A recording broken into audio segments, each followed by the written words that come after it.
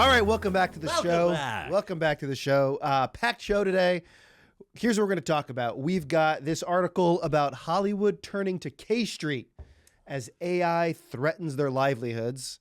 We got a lot on that. It says here basically Hollywood has hired some pretty high-powered firms here in Washington to lobby Congress and the White House. As a former high-powered lobbyist, I can, a hired gun, if you will, I can weigh in on these issues. Yeah. And I don't want to, but you're making me. I'm making you do it. Also, I'm going to make you talk about what it takes to be a good lobbyist, because you recently spoke to a group of people about what it takes to be a good lobbyist. And those kindergartners ate it up. It was both informative and hilarious. Very confusing. So we're going to talk about that. James has something called the Kenny Rogers paradox, which he won't tell me what that is. And find out in I'm due a little time. bit afraid, but it is what it is. Also, and Natania's going to have to feed this into the show a little bit later, but a few weeks ago, you and I talked about the burden that we as men have to maintain a family, to pay the bills for a family, to basically lead a family, and that as men, that's something unique to us, and women can never understand that. My wife thought it'd be funny to have a response to all of that. So can't wait. Are those her handwritten notes? These are handwritten notes that she wrote. Do you have girls' handwriting? No, that's my wife. Yeah. I do not have. I have chicken scratch. I have scratch. chicken scratch. You really do. So just to tease it, she said, not to add to your burden, but these are so simple, even you can do it. Wow. What's funny is she had the time to do this list because my job allows her to stay home. You are gonna. I'm gonna get it. Doghouse. She don't watch this show. She doesn't watch. She didn't watch this show. She's not one of the 7. We had like 40 views last time. We're is doing that all right. right? Yeah, we're doing great. Okay, so let's start with this. Do you have something else, or should we get into the article? No, let's start with the article. I've got because this is your wheelhouse. So here's the article. Hollywood turns to K Street as AI threatens their livelihoods. I'll read a little bit. The article. I'm going to read a little bit, just 20 minutes, and we're going to read a We'll little bit. include the link in the description. Just for some flavor. Just for some flavor. Okay. The dizzying pace of new developments coming out of Washington right now, combined with the deeply personal stakes of issues like generative AI and the potential censorship of administration critics, that's a bunch of BS, are fueling a heightened interest in deploying influence peddlers to take their stand with the Trump administration in Congress. Basically, it's saying this is the first time these, or one of the first times these Hollywood groups have hired lobbyists. Here's a funny number you're gonna laugh at.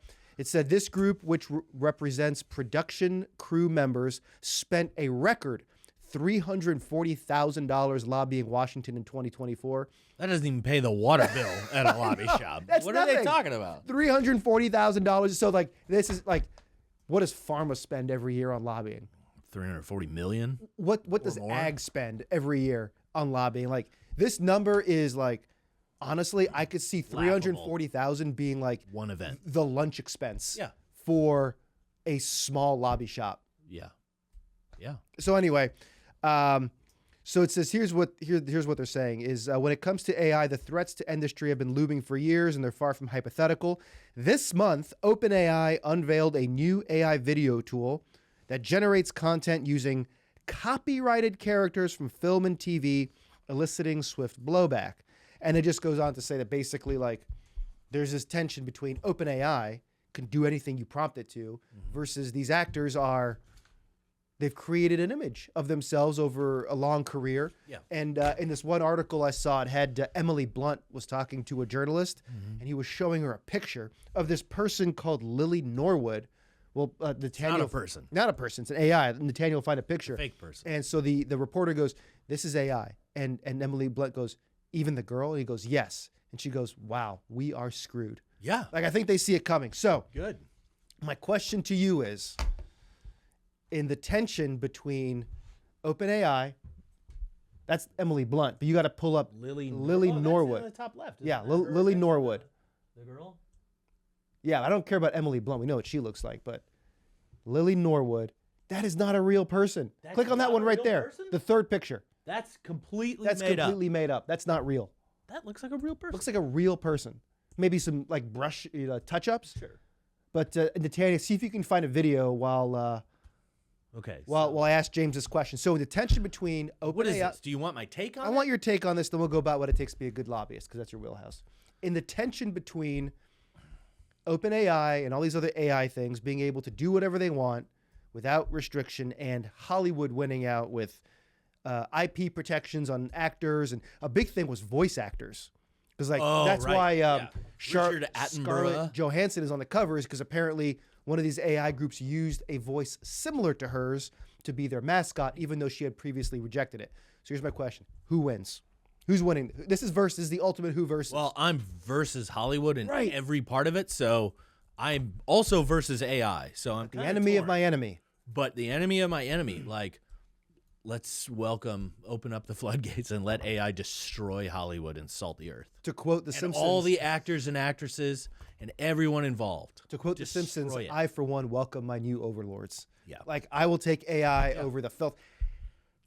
I've got multiple takes. Okay. I mean, so I've got the lobbying take. First of all, $340,000 for Hollywood. How has Hollywood escaped without lobbying? Like, this is the racket. I don't think people at home or even you know the game because you've never lobbied. Never lobbied. You don't.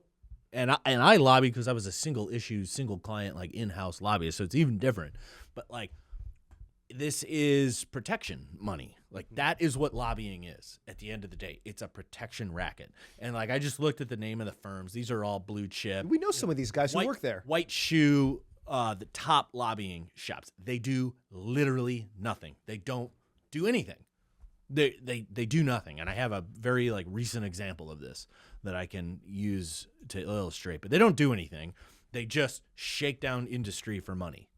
And so the sharks are circling right now. It's like Hollywood only spent $340,000. It's a billion, maybe multi-billion-dollar agency. Everybody is gonna swarm and get a piece. Everyone's gonna wet their beak.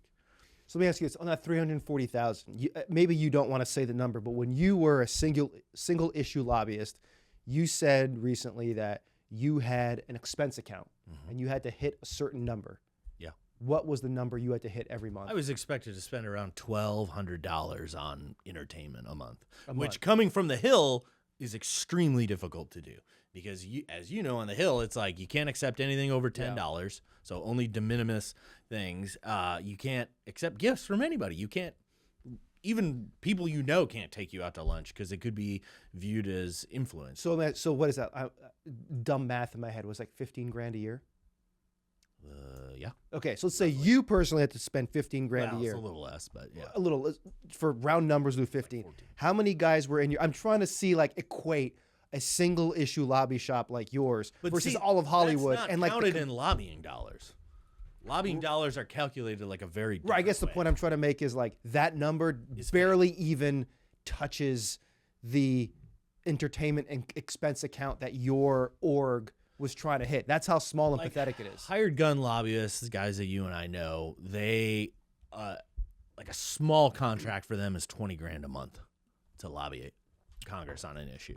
So like, you know, company or industry XYZ wants to hire like a guy and his wife that run a lobby shop, for example. They'll pay $20,000, $50,000 a month. For example. That's small. That's potatoes. They'll have 20 lobbyists out there all making 20 to 50 grand a month. They'll have an army of them to talk to different factions and different groups just in Congress, House and Senate. They'll also have on retainer these major firms that are mentioned in this article. Yeah. And those contracts are millions of dollars. Well, let me ask you what you were saying about it being fake and that they don't do anything. What does that mean? They don't actually lobby. Oh, here's the example. I was having lunch with a guy that I used to lobby with. We were colleagues, and now he has his own lobby shop, hung up his shingle. And he was lobbying. I don't want to get too specific because these are active issues, so I'll just be generic. He was lobbying a client on an issue, and he was pitching his skills to them. And they're like, oh, we have, a White Shoe lobby shop on K Street. We pay them, let's say, $1 million a year to lobby this. And we're not really getting anywhere with them. And he said, oh, well, have they? Oh, and so then he called the law firm that's also a client that has the same client. And they're like, well, what are you doing to help client X? And they're like, oh, yeah, we talk to people. Blah, blah, blah. And he goes, well, have you talked to Trump's blank counsel? we'll just say blank council. And the guy's like, what's that now? Literally, there is a council created out of the White House for one sole purpose, to launch this type of project, which his client needs. And the $1 million white shoe law firm's like, what's the council? I've never heard of it. Where does that come from? He is so much more nimble because he actually works. And these big glass buildings down on K Street, they don't do anything. They shake down industry and they just skim money off. It's a protection racket and they just keep it in. I mean, these big Fortune 500 companies, they have legal expenses, they have HR expenses and lobbying expenses. They just write it off. It's millions and millions and millions. That's why the houses are so big around here. These lobbyists don't do anything. They don't go knock on the doors. They don't meet with LAs and LCs. I was meeting with staff assistants. I was the bottom up, right? And this guy who hung his own shingles is doing the same thing. Like, he's out there. He's a go-getter. We know 3 or 4 guys that do this. That actually, it's shoe leather lobbying. There's a lot of shoe talk. White shoe law firm, shoe leather lobbying. Like, you got to knock on doors and you got to talk to people and influence people and build relationships. But this whole K Street is part of the Uniparty. Oh yeah, like racket. I don't want to get in. Well, I think they all get. I think they all get. They all get the joke, right? It's like, I'll lobby you. You and I know it's fake, and you'll take the meeting, and you know it's fake, and then I'll see you at the country club. We'll give my client the impression that we're doing something for him by throwing him a bone. Who knows how many millions this company in this industry had spent on this law firm and got zero, and this guy solved their problem and got their project effectively launched in one call. Okay, so here's like a pedestrian question for you, because you're obviously right. But if I'm the client spending $1 million a year, why do I keep going back? What do I think I'm getting? You get invited to the cocktail party. You get to go to the correspondence dinner. All this crap. I don't mean the lobbyist. I mean the firm hiring the lobbyist downtown. What do I think I'm getting for my $1 million? You're getting plugged. You think you're getting what this guy. Because they don't know any better. They don't know any better. They're like, oh, you go to all the right cocktail parties. White shoe not law firm, lobby shop. Like, oh, you got pictures with John Podesta and Epstein and Hillary Clinton. Noticing and a theme. Barack Obama and Joe Biden. Like, all these people. You go to Martha's Vineyard, you must be who I need. Whereas like actual tactical rifle shot guys, like we know that I'm not going to name, can get it done like that. But they think they have to play this big, be part of the racket. Okay, so follow that through. They're now spending upwards of $340,000 a year from some of these firms. Which is a joke. Meaning they're not lobbying. So you think then, even notwithstanding that you and I don't like Hollywood, although I to be consistent, I probably should apply my theory of I don't want our major cities to be destroyed. I should apply that to Hollywood. Why? Because they're cultural centers and they spread American garbage culture. I know it's the same thing. We want out of the Angel city. Studios to win, not Hollywood. That's true. I'd take Bollywood. What's Chinawood? Like, what does China have? It's Hollywood. Hollywood. Beijing. It's Hollywood. Beijing. Chinawood is Hollywood is a subsidiary of Chinawood. Yeah. I've told you this. You know that like in major movies they have to change it so that it'll play in China, because that's specifically their big market like now. they erase black people from the posters. Yes. Tanya can look this up. That's Lily Norwood, not a real person. That's AI. Look up Star Wars poster. China? Finn, U.S. and China. And you'll see that in some of them, they've erased the black guy completely, or they make him so small, he looks like an ancillary background character, even though he's a major character. America is racist, yeah. Right? So yeah. Never going to find any results. Don't even waste your Look at it. It's right there. Oh, they like hit him in the back? Yeah, he looks like a little... They Rosa Parksed him. He looks like a little person. They Rosa Parksed him. They put him in the back of the bus. Yeah. Shameful. Yeah. You should be ashamed of yourselves, Hollywood. Anyway. Subsidiary. Okay, so... I don't really want to talk about lobbying. Okay. I mean, if I was a lobbyist and how would you win this? I read this article and I am on the phone all day for the next week and I'm making millions of dollars being like, this is a joke. The other thing is downtown K Street doesn't talk to Trump and doesn't talk to MAGA. Downtown has zero inroads to the actual influencers. all my imagery, I was going to say trigger pullers, but we got to stop that. I said rifle shot earlier. Yeah. Trigger pullers. Like the actual movers and shakers. K Street has, like, they have a relationship with Mitch McConnell or John Thune or now Speaker Johnson, but they have the actual gravity, the actual pull, the power. Right now, they have nothing. No relationship. So young, enterprising guys and maybe their wife could do a lobby shop and just create an ATM machine, a fountain of money in their house with this. Be like, oh, K Street can't help you. They don't talk to anybody. They don't talk to the House Freedom Caucus, Senate Steering Committee. They don't talk to JD Vance's people. I happen to know all these people personally because my entire lobby shop is about talking to these people. This is hypothetical. And you would make it rain. You'd be adding stories on top of your stories of your house. Yeah. Biggest boat you ever saw. So the next logical... If I was that type of person, that's what I would do. You sound like O.J. Simpson when he wrote that book, yeah, If I Did It. If I did it. Here's exactly how I would do it. Turns out it's exactly how it happened. There was a lot of stuff in that book that was only known to the police detectives. I would have cut that. I mean, if I had done it, waiter would have been. So I guess the question is, project out 10 years. What is nuclear AI's holocaust? Nuclear? Well, no, that's obvious. Let's say, 5 years before the nuclear holocaust. Are we watching straight up movies with AI that isn't a cartoon? Like, are they framing? That looked well. Are they framing a movie with Lily, whatever her name was, Lily Connor, whatever her name was, Norwood? Are they saying starring Lily Norwood and Jim Jambleson, and like they're doing multiple movies? You should do a male AI called Jim Jambleson, and he's an action star. Yeah, we got heartthrob Lily Norwood and hunk Jim Jambleson. I'm writing that down because I want to remember that. Are we watching movies with these people like as consistent actors? Because like there's like cartoon movies now. 5 months from now, we aren't going to be able to tell the difference between AI and I'm not reality. even saying tell the difference. I'm saying I think there was actually a Pacino movie about this 20 years ago. I'm saying actual multiple movies where Lily, whatever her name, and Jim Jambleson are like in one movie. Jim Jambleson is like a Navy SEAL. You can't say Jim Jambleson enough. In another movie, Jim Jambleson is playing like a heartthrob. Like, is that where we're going? Yeah.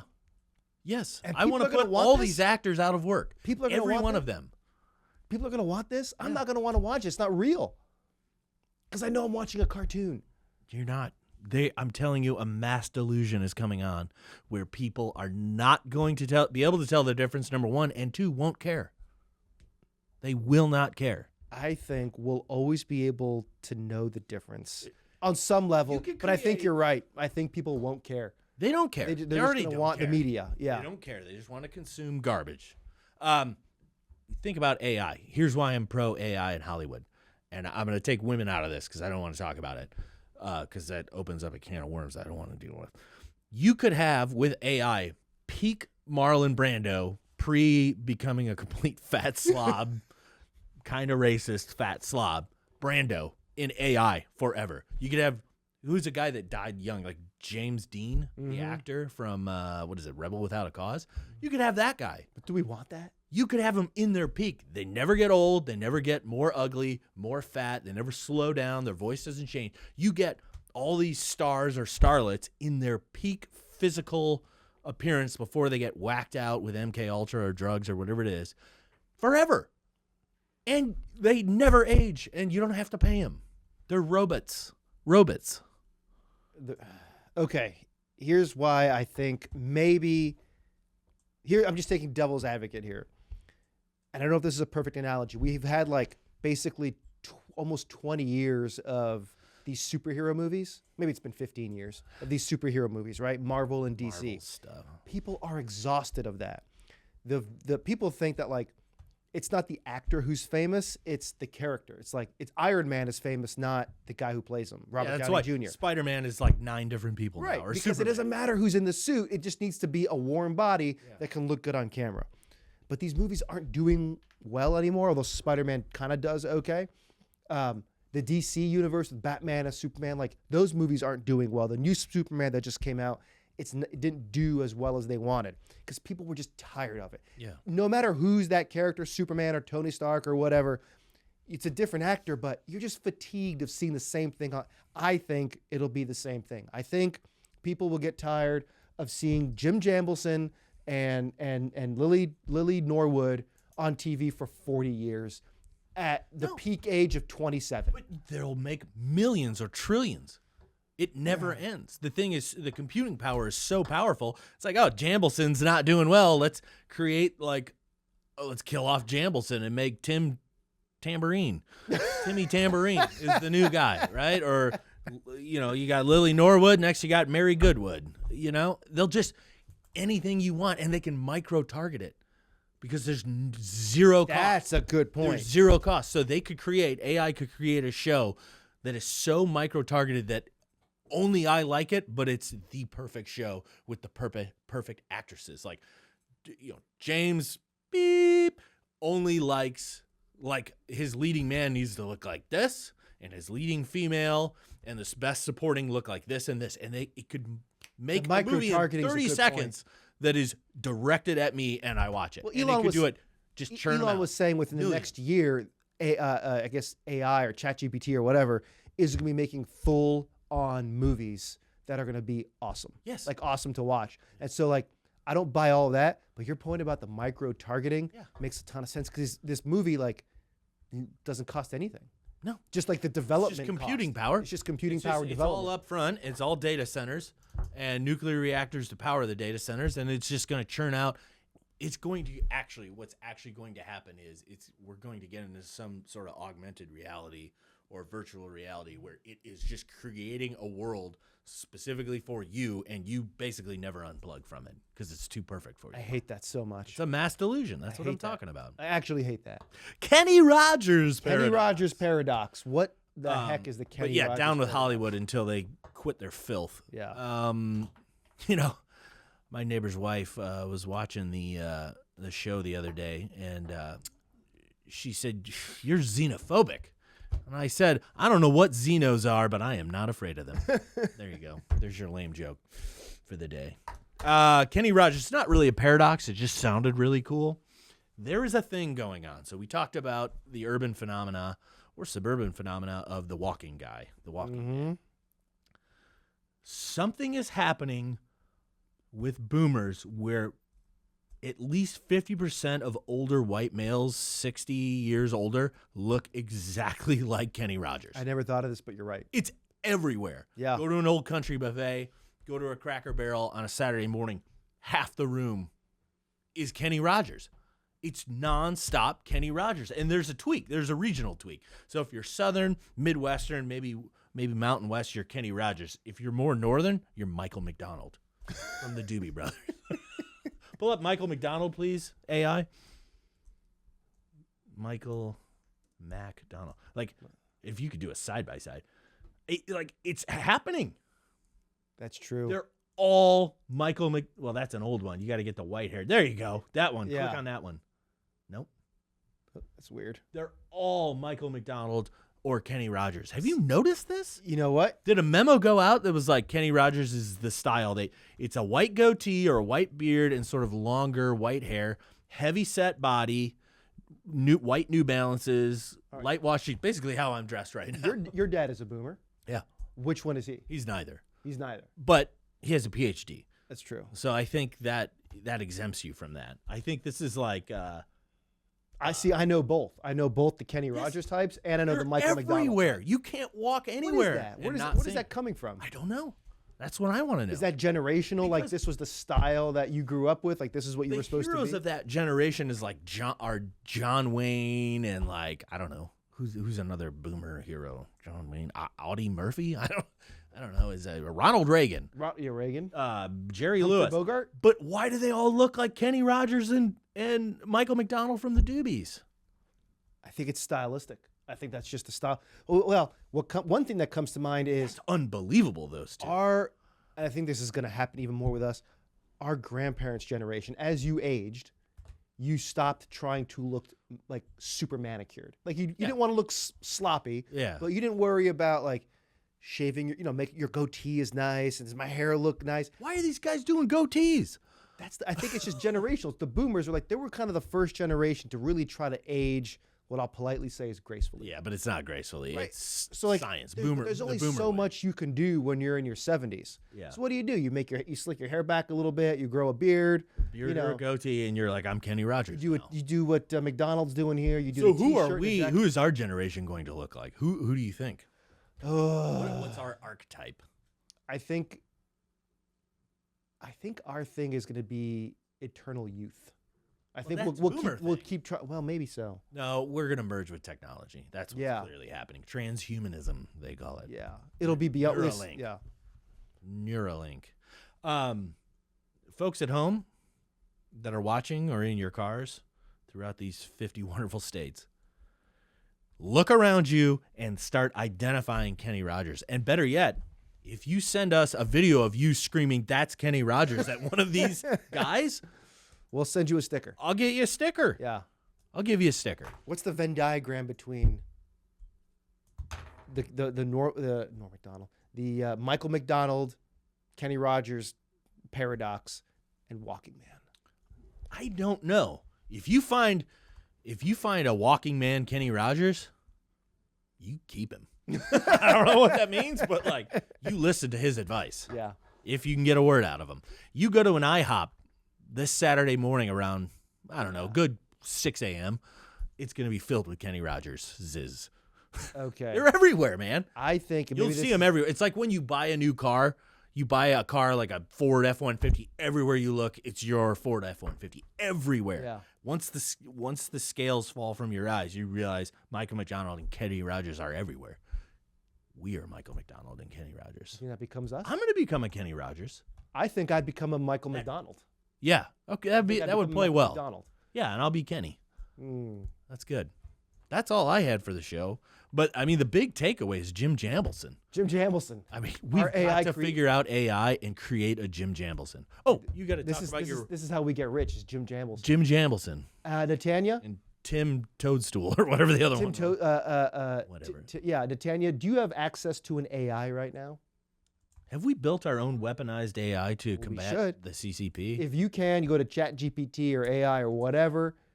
Just type in, create me a character called Jim Jambleson. I want to know what that looks like.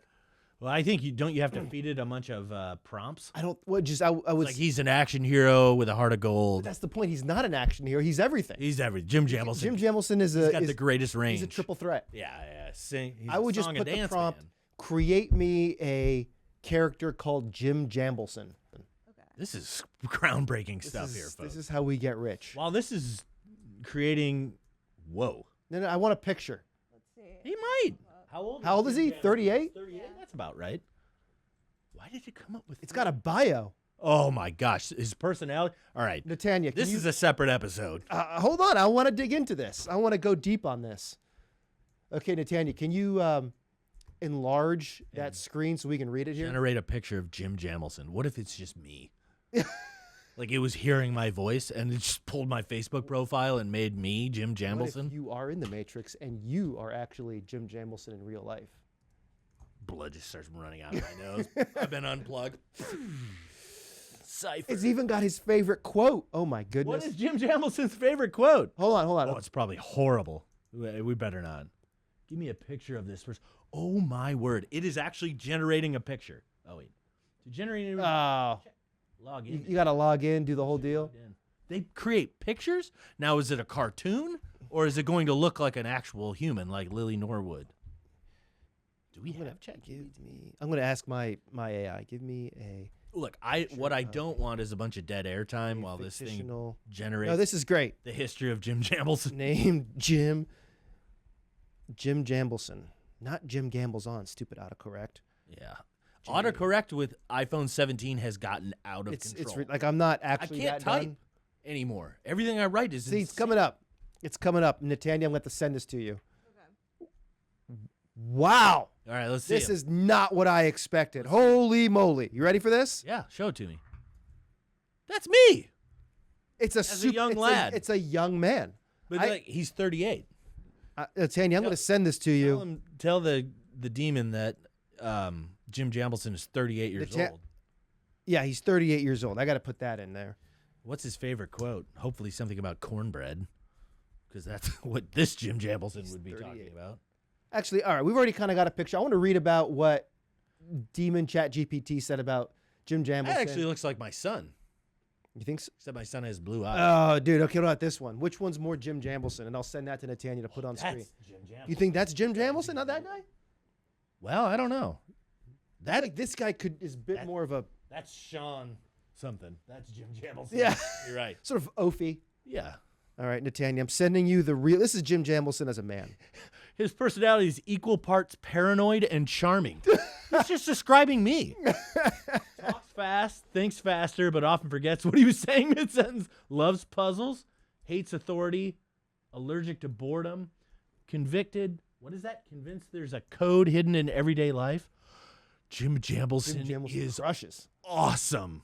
Yeah, there's a code hidden in everyday life. Newspapers, street signs, even. Scroll down.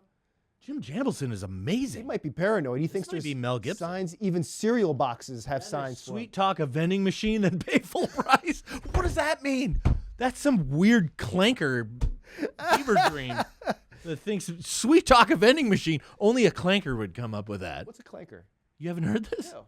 Oh, it's a slur for robots. Oh, robots. Nice. I feel like that quote, it's something that Senator Kennedy from Louisiana would say. It's like very folksy. He'd rather sweet talk a vending machine than pay. Backstory: Jim once worked for a powerful tech conglomerate designing harmless consumer gadgets until he discovered they were being used for surveillance. This is dark. He leaked a whistleblower report under the alias The Jambler. The Jambler. The Jambler. Underground. No. Now he scrapes by fixing broken tech, exposing minor conspiracies on his vlog. I don't know what that is. And occasionally helping strangers in need if they can pay in data, favors, or peanut butter cups. AI is out of control. I'm telling you, man. That does not make any sense at all, but it's amazing. He's got like an A-team vibe meets like, tech entrepreneur. This is an A-team guy. No. So Natanya, gets lost easily in both physical and philosophical mazes. Wow. This is it. Jim's. Oh, what's his favorite quote? What does it say?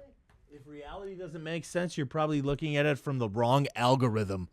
Dude, this is a machine elf. DMT. Natanya, I'm sending you the updated picture of Jim Jambleson. Yeah, as a grown man. Throw new Jim Jambleson on. What else in there? Surprisingly good lock picker. Reads people like a book, but forgets birthdays.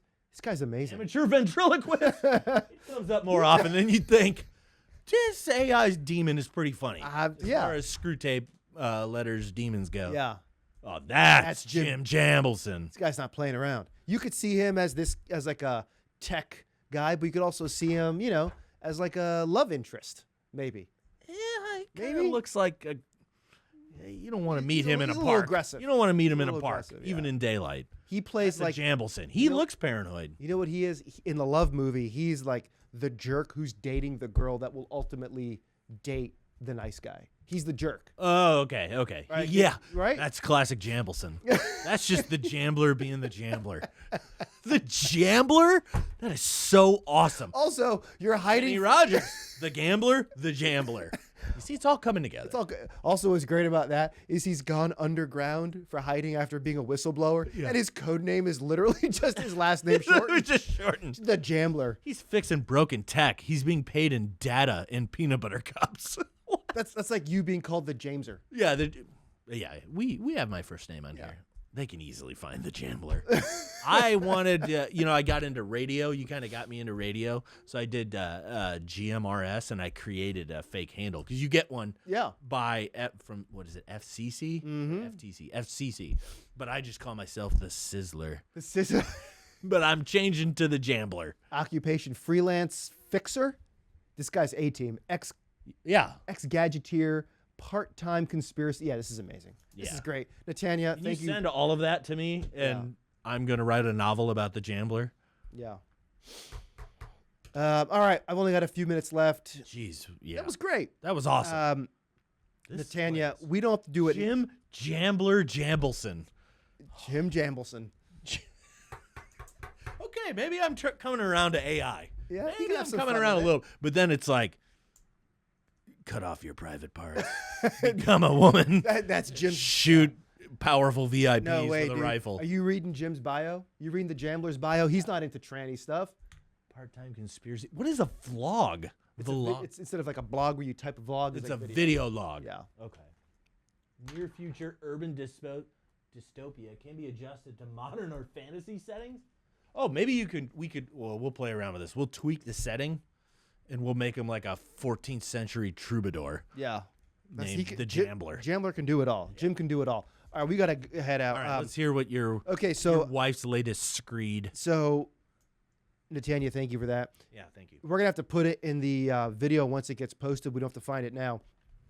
James and I were talking a few weeks ago about, and it's all right, men and women have different roles in a family, but men have a burden that our wives who stay at home, who do important work with the kids and the house. And let the record reflect that we're not implying that they're just sitting around goofing around. I think my wife work harder does than me. more work now than she did when she was getting a paycheck. 100%. It's not even close because she's like involved in school and with the kids stuff. It never ends. It never ends. Sun up to sundown. So I am grateful.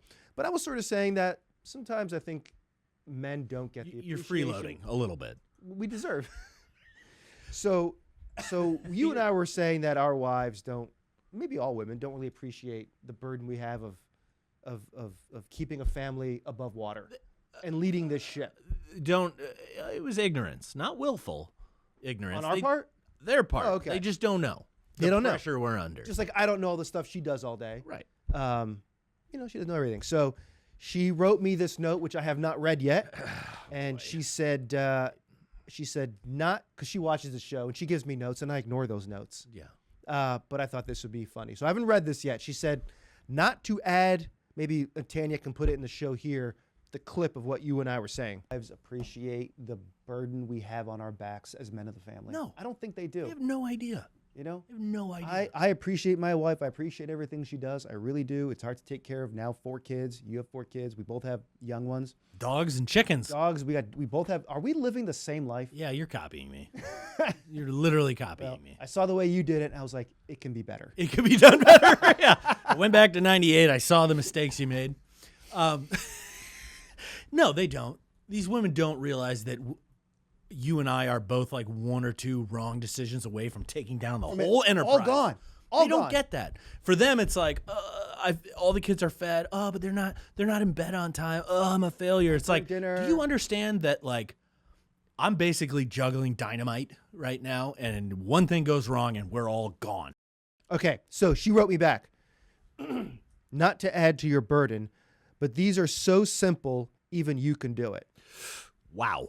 That's a little aggressive. Yeah, I can see how this is going to go. I'm going to dock her weekly salary by $10 for that. Yep. Number 1, close a door, drawer, or cabinet. I'm busy. Okay. Not going to do it. This one, I think every dad does Is this just her griping about stuff you do Maybe or don't so. do? Maybe so. Okay, well, anyway, I'm here for it. Learn the kids' birthdays. Yeah, that's a big one. That's a big one. And let me add an addendum to that, or a footnote. Their schools, their grades, and maybe even the teacher's name. It's funny you say that. Number 3, learn the kids' teachers' names. Yeah. Or what school they go to even. Yeah. Or what grade they're in. That's the hard one for me. I don't know what grade. I can't. It's just like, I don't know. And big deal. You know what I mean? The Jambler ain't got time for that. Jambler's fixing people's problems. Fixing Number 4, handle a doctor or dentist appointment, extracurricular activity sign up, schedule, and carpool. I would do all that, but I'm working. Yeah. And I'm putting food I on don't the table. get what the point of this is, but She's we'll put a bow on it. She's just saying these are We'll put a things bow that on she it. does. Go to the grocery store with the kids, a.k.a. torture. Yeah. Yeah. Okay. Right. You know what is torture? Rattling them You know off. what is torture? Okay. Listening to this. Then she goes, the point. Ugh, the point. We're probably going to cut all this out, to be honest. Yeah. It's society that wants families to be a burden, making it more streamlined to work, a team, HR for paperwork, coffee breaks, lunches, corporate cards, and incredibly tedious, expensive, and complicated to have a family. I don't disagree with all of that. No, I think that's I'm kinda right. with her there. But I think she's missing the point of what I think I'm saying. she's missing the point. Right. And I'm not surprised because she's a woman. Just kidding. Yeah, I'm just kidding. Oh. She's very smart, as you Well, she well was a lawyer before she stayed at home. She still is. Still is a lawyer. So look, the point is not that like we can do all that stuff. I can't and won't do any of those things. It's that they don't appreciate or even understand the pressure we're under. And to be clear, it's not just the pressure of the job. All jobs have clearly not pressure. that. Her job has pressure. I'm saying we have an added pressure of being the leader of the family, keeping them going in the right direction, keeping them fed, clothed, and housed, and not just driving this whole corporation right off of. That's right. That's the point. That's what I'm talking. So she that's missed the it. real pressure. This stuff is hard, This stuff is hard. and I won't do it. I'm not going I to can't. take the kids grocery shopping. It's a nightmare. It is a nightmare. I don't know what I'd rather do. I'd fight Jim I'd rather Jambler. go underground with the Jambler. I'd hit the streets with the Jambler before I had to take the kids to a medical appointment. Yeah. I won't do it. Speaking of that, we had to take our kids to a doctor's appointment because they were all sick, and the doctor goes, so when was this one born? One of them. And I go, and for some reason I jumped in, and I go, yeah, he was born in May, and he turns 3 in 6 months. My wife just goes, none of that is true. Did you get the name right even? I was close. It was close, yeah. This one was born in May and he turns like none of that is accurate. Not true. I mean, that's just, what do they expect with the pressure we're under? Pressure we're under. We're Heavy as the head. just out there trying to find data and peanut butter cups and fixing gadgets in tech. Oh, man. That's incredible stuff. That was great. Can you share the Jambleson stuff with me? Yes. Like in real life? Yeah. Like text it to me or something? Yeah. I don't know. We're We're How gonna. do we communicate AI? Like, is that like a thing she can send me, or do Okay, I have here's to the thing. read it? She can send it to you. Oh, here's the thing, Netanya. I don't know if we can do this or not. Can we give all of these prompts to an AI video and have a conversation with the Jambler? Well, I've got a data center and a nuclear power plant out back, so that should be an easy. Not a problem. What if we made a full-length feature film trilogy? The Of the Adventures in Jambleson. The Jambler. All right, stay tuned. Next week we'll have this. 3 full-length movies coming to theaters near you. I feel like he's also got to be deeply religious. Oh, for sure. Right? For sure. Deeply religious. Yeah, but what religion? Scientology. I said religious. That's a religion. AI is the religion now. That's the mass delusion. Mark my words, folks. Go outside, kick your shoes and socks off, get grounded. Oh my gosh, half of what I wanted to talk about was clouds. We'll get to it next Stay week. tuned for next week. Next week. What I'll leave you with this, fan at home. Go outside and look at the sky and look at those clouds. Government shutdown and all of a sudden clouds that we haven't seen since we were children. Oh. Look at those clouds. Notice that the contrails behind planes suddenly vapor and drift off very quickly. They weren't doing that before the shutdown. Man. Jambler. You know who wants this? to get to the bottom of Yeah, it. this is a case for the Jambler. This is a classic. Man, I wish you had brought that up sooner. Wow, this was good. We'll go deep next This week. was good. And I didn't want to be here, but I'm glad I came. Yeah. All right, brother.